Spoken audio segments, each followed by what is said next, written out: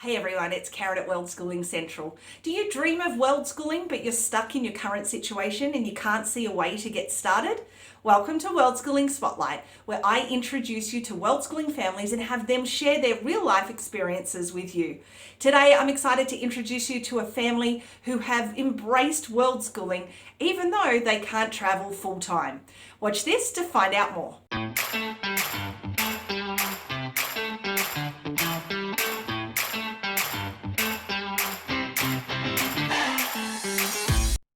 Meet the Netzer family, a family of 5 who have embraced world schooling despite being unable to travel full time due to work commitments.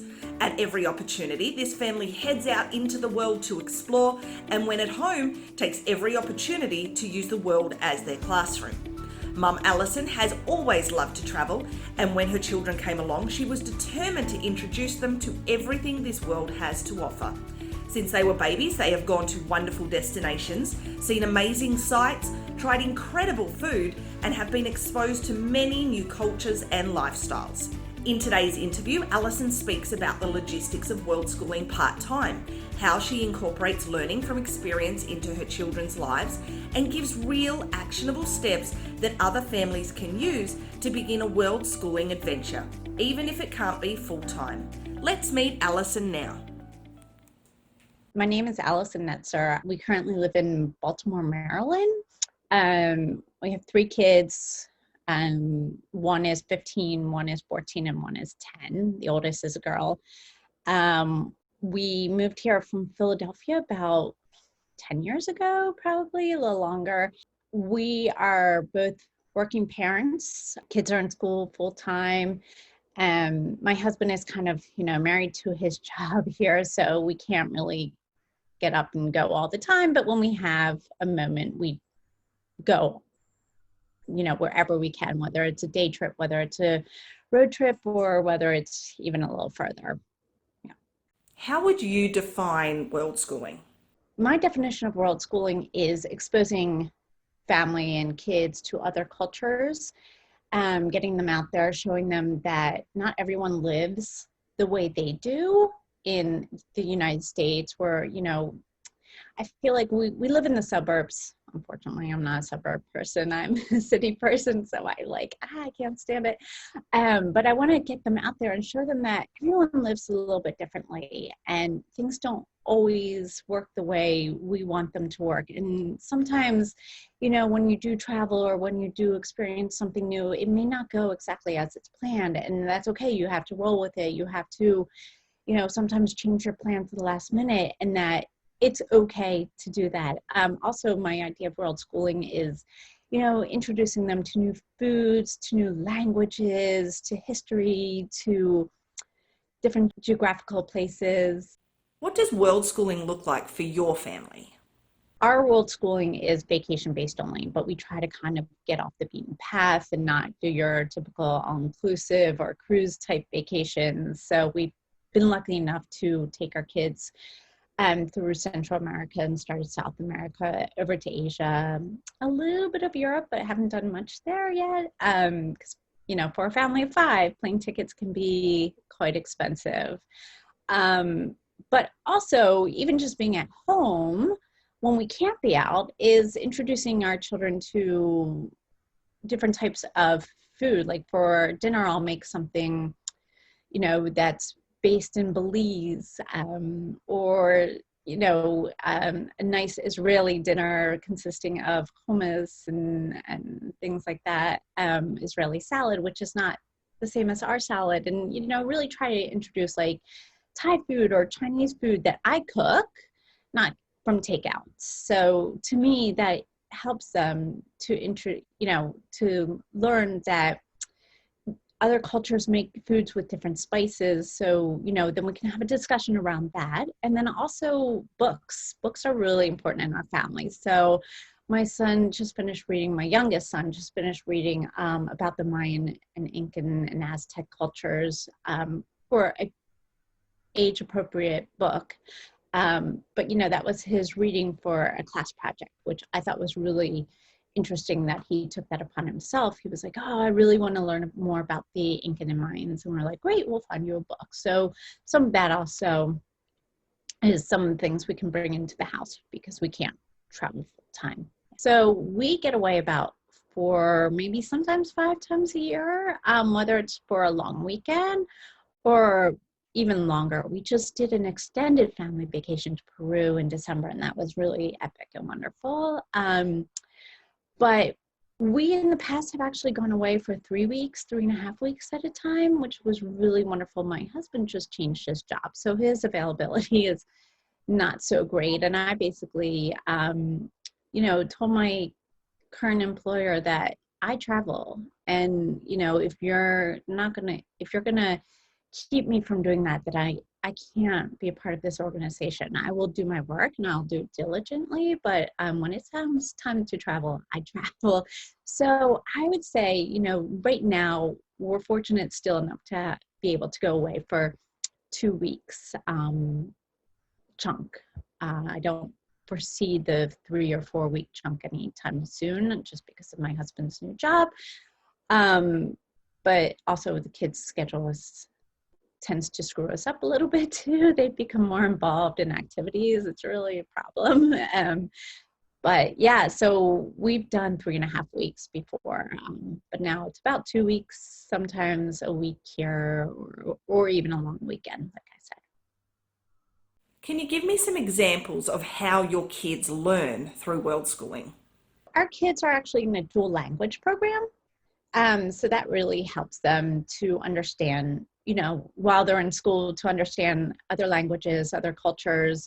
It's been great for them. Actually, our 2 older ones are now on their 3rd language. So having that resource has been really wonderful because we cannot travel full time. They get the exposure to other languages, which has been really great. And then some of the, along with language learning, you're also learning about different cultures. But when they're home, we'll do a lot of sometimes we'll just watch a movie that's based in another country or in another language, which is really fun. When we plan trips, we tend to get our kids really involved. Our 10-year-old loves to plan the trips with us, so we get them involved in the whole planning process, even down to the packing process. For example, we went to Iceland. It was when WOW Airlines was still in service, and I found this deal, and I'm like, oh my gosh, a week before, let's just go. There was a really cheap flight, so we got the kids involved in the packing process because I basically said, we're not bringing suitcases, we're not paying that extra money, so now we've got to figure out how to pack in a backpack, in a day pack, enough clothes for those 5 days in Iceland. So let's figure this all out together. And how do we layer, and what's the best way to layer clothing? And it's just something that they can take with them as they get older. Like, oh, I remember back when we went to Iceland and we had to pack. I can now bring this into my whole learning process. So, like I said, movies, getting them in the planning process down to packing, and then of course in school. Why did your family start Worldschooling?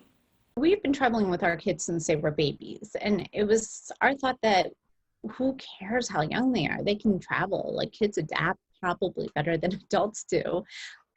So my husband, his grandmother actually lived in Israel, and so he really wanted, them to see his grandmother. She was getting older, so we did a number of trips with them to Israel to visit family, and then also tour around.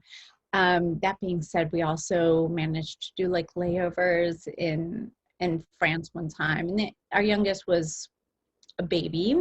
Our 2 older ones were still toddlers. And, just getting them kind of used to the fact that it's hard to travel with the different times, but that's okay. You'll be okay with it.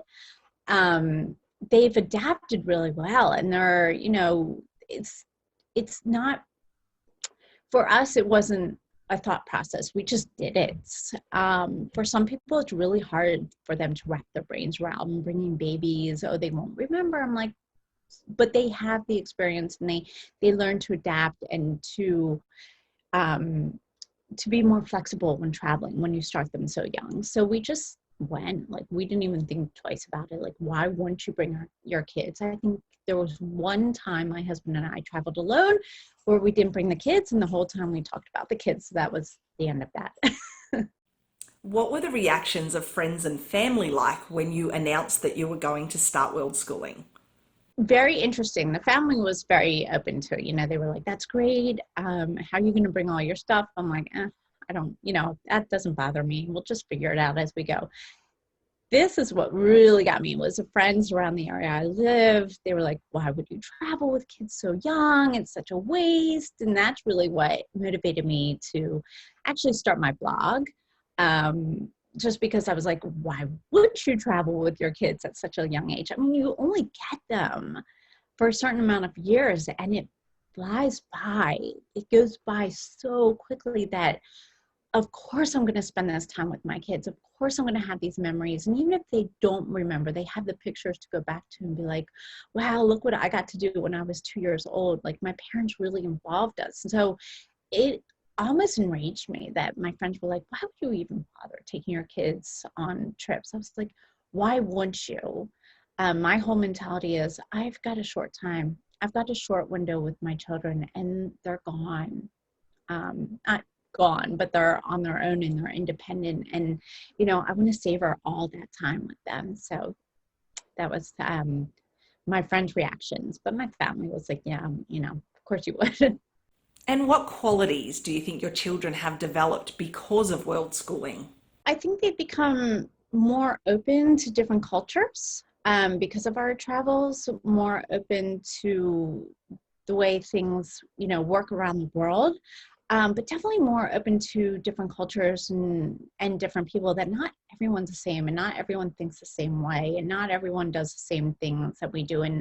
And that's okay, and embrace it and enjoy it. And, they've also become very open to trying new things, like trying new foods. When we were in, where was it, Cambodia, yeah, we went to a market where they bought deep fried silkworms and popped them in their mouths as we were at a silkworm factory. And I'm like, we're eating silkworms at a silkworm factory. But, just like, I know so many people that would just never, ever go near a deep fried silkworm. And yet my kids were like, yeah, we'll try it. Of course, this is so exciting. So, they've become more open to trying new things, to enjoying different cultures, just to be more well-rounded, more accepting. How do you maintain your relationships with each other as you world school? Yeah, it definitely has drawn us closer. We love sitting around the table. Friday nights are our big dinner night. So, we try to do as many dinners together as we can, but with the kids' schedule, it's never worked out lately. But definitely Friday night is our big night. We all spend together and we tend to reminisce about a lot of our trips and talk about what we would have done differently, what we would have done the same, what it brought to us, and sometimes we get to the point where we haven't been traveling in a while. And we're like, gosh, we really need to spend some time together. Like we have a couple of days coming up in March and we haven't planned anything, but we know that we need to really reconnect as a family because everyone's so busy back and forth lately. And I'm just putting together, I'm like, let's just go on a road trip up to Connecticut or Rhode Island or something that can just bring us all together. So it really has built a wonderful bond. What does it cost to world school? Yeah, so if we don't have to buy the airline tickets and we use points, and it really helps. But definitely, we know that it's going to cost anywhere from $5,000 to $7,000 for a week and a half and that's U.S. dollars, of travel. One of the things we have done in the past is we don't go out to eat again while we're traveling. Maybe a meal here and there, but what we really try to do is like eat breakfast in the hotel or an Airbnb, wherever we're eating. Go to the markets, like get the local food, and plan your meals at the hotel.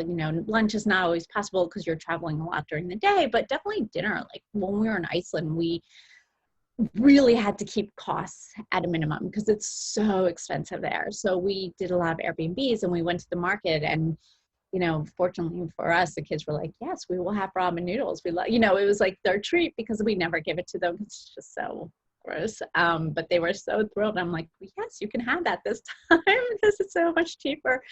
But yeah, so that's really great help is if you eat breakfast in your room or in your Airbnb, or dinner, and maybe just do lunches out. That helps a ton. But you were looking at $5,000 to $7,000 per trip, and sometimes that does include airfare. Do you have any tips and tricks for traveling as a large family? So budgeting is really tough. Flying abroad for five is really the crux of the budget. You know, it's just plane tickets are ridiculous lately. So a lot of times we don't eat out very often. We tend to stay home. We tend not to go out. We don't buy frivolous stuff. You know, my clothes come from Target half the time because I happen to love Target, but I'm good with it. So really just managing to keep a budget by not eating out, by not, you know, by cooking at home a lot. It saves a ton of money. And then we use points. You know, I'm not one of those crazy point person. Like, I don't follow all those tips and tricks about getting points, but we do use points. We'll put a lot of things on the credit card, pay it off, but get the points. So that helps a lot with our travels. Like I said, we were planning the summer, we were trying to get to Europe, and even by using points, we just couldn't even do it. So that's why we might head back to Central America, because it is more affordable. And, you know, when we stay at places, if we have to stay at a hotel, we all stay in one room. My daughter, who's now 15, is not so thrilled with that anymore, but it saves a lot of money. So we tend to do it that way, or Airbnbs now is a great way to budget a trip. Do you choose to buy travel or trip insurance? The only time we did trip insurance was when we went to Thailand and Cambodia. We really haven't done it. And thankfully we did it when we went to Thailand and Cambodia because our youngest broke his ankle while he was there. Yeah, so we were able to reimburse the medical bills we paid. No, I'm sorry, he broke his heel. He broke his ankle in Iceland. So we've always, again, these are the things that happen when you travel with children. Like, things always happen. Our youngest has broken a couple bones on our trips. We typically don't get travel insurance, but we did for that one trip. It's something I've been considering more and more now, especially, with coronavirus going around. Like, this is serious, and flights could shut down before you know it, and you're kind of screwed if you don't have that backup plan. So I think moving forward, we'll probably start adding trip insurance. Knock on wood, we've been lucky thus far. Have you had any medical needs whilst you were traveling, and what was that experience like? My youngest broke his heel in Thailand. They did not catch it there. They did not catch the break.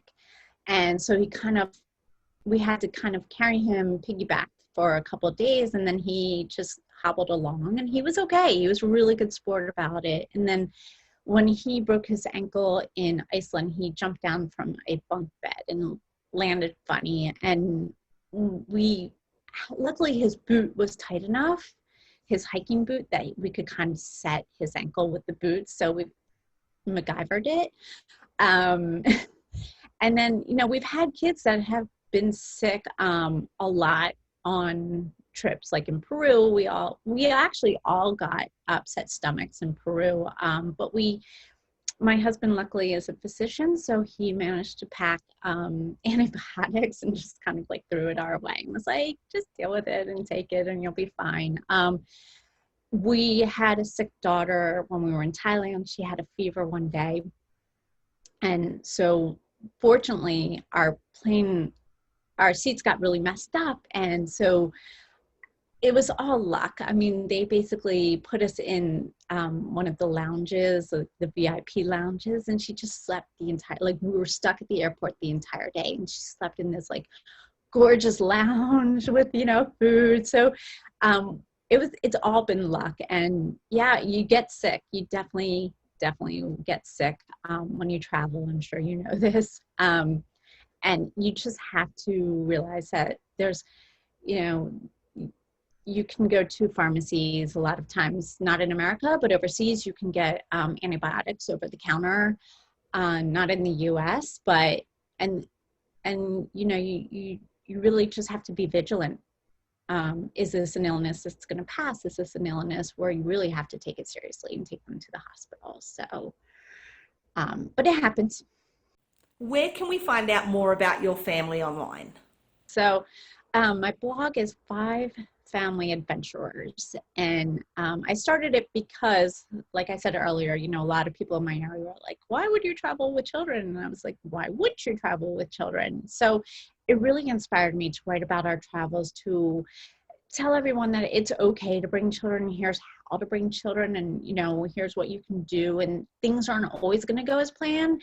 And kids may not adapt to sleeping so well, and that's okay, because eventually they'll get on a schedule.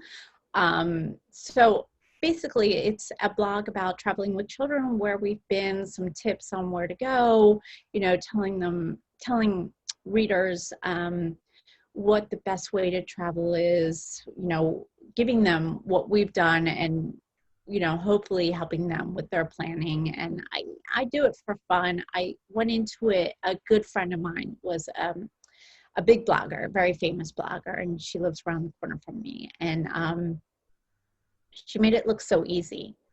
And so I thought, oh, I'll do this. It's so easy. And it's so not easy. It's a ton of work. So if you think that people are just throwing up information and not spending time on it, you're really wrong. It's a lot of work. It's a lot of editing photos, a lot of SEO, which I've had to kind of teach myself. And just the writing is really hard. I didn't realize that it would be so challenging, and it's been a great and wonderful challenge. So I've enjoyed it. I'm having fun with it. To someone watching this, what would you say if they're considering world schooling? But I think that traveling is just the greatest gift you can give to your children, to your family, and it really creates just such wonderful memories and bonding experiences, and just really brings you close. And you know, you always have a story, and there will always be a mishap, and there will always be something that doesn't quite go right. That's okay. That's kind of what makes the experience what it is. You know, you can plan and plan and plan, and then things don't always go the way it's supposed to. And, you know, you just have to roll with it instead of getting upset. You really just have to roll with it and know how to deal with it. That's part of the whole travel experience. So, because it's not coming back. Kids are getting older, they grow so fast. You'll never think that when they're toddlers. It's like forever when they're toddlers, but they all of a sudden just sprout and grow so quickly. So if you have the opportunity to get out of your comfort zone, and just enjoy it, enjoy the time you have with them. I would say if you can do it, because like I said earlier, life is so short. And, you know, if you have the opportunity, seize it. To find out more about the Netzer family and how they incorporate world schooling into their everyday life, visit their website using the link below this video. If you enjoyed this video, we'd love to have you subscribe and click the bell icon to be sure to be notified every time we release a new video. To find out more about world schooling, visit www.worldschoolingcentral.com.